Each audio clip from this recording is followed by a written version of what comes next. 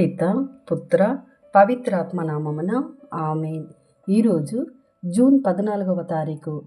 మత్తయి సువార్త 5వ అధ్యాయము 33వ వచనము నుండి 37వ వచనం వరకు.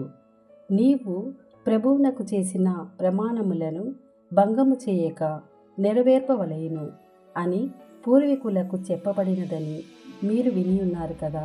కానీ నేనిప్పుడు మీతో చెప్పునదేమనగా, మీరు ఎంత మాత్రమును ఒట్టు పెట్టకొనకూడదు. పరలోకముపై ఒట్టు పెట్టుకొనరాదు, ఏలయనా అది దేవుని సింహాసనము. భూలోకముపై ఒట్టు పెట్టుకొనరాదు, ఏలయనా అది ఆయన పాదపీఠము.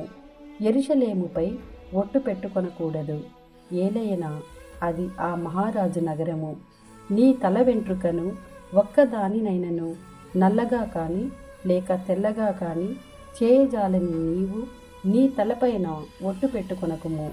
మీరు చెప్పదలిచినది అవును లేదా కాదు అను వానితో సరిపుచ్చవలెను. అంతకు మించిన పలుకులు దుష్టుని నుండి వచ్చునవే. ఇది ప్రభుని వాక్కు. సర్వేశ్వరునికి వందనములు.